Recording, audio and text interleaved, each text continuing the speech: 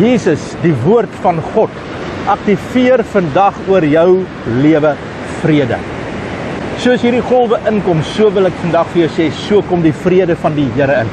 Soos wat die son besig is om op te kom oor die water, so wil ek vandag vir jou sê, so kom die seëninge en die vrede van die Here na jou toe vandag. Jy is die geseënde van die Here. Jy is kosbaar vir die Here. En die Bybel sê vandag in Filippense 4, hy sê vers 7, en die vrede van God wat alle verstand te bowe gaan, sal julle harte en julle sinne bewaar in Christus Jesus. Kyk wat sê hy. Hy bring kalmte in jou gedagtes. Hy bewaar jou sinne vandag. Hy tel jou op vandag. Jy's veilig in sy hande. Jy kan vandag verklaar en sê, Here, ek dank U dat die vrede van die Here ons deel is. In Jesus naam. Dis jou deel vandag. Weet jy dat die Here vir sy disippels gesê het, ek sê, julle moet julle vrede uitstuur na vorentoe.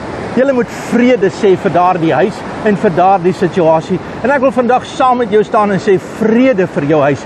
Vrede vir jou omstandighede, vrede vir jou gedagtes, vrede vir die storms waardeur jy gaan. Laat daar vrede kom in die naam van Jesus, want die oorwinning van die Here is jou deel. Waar God is daar vrede.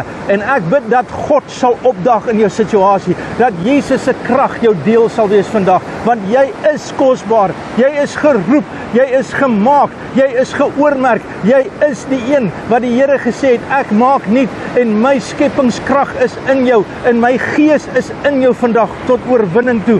Vader, in die naam van Jesus, ek dank U, Here, dat bonatuurlike vrede nou in jou lewe kom. Vrede wat alle verstand te bowe gaan, in jou gedagtes, in jou sinne, in jou emosies, in jou omstandighede. Prys die Here, daar kom vrede in Jesus naam. Amen. God bless.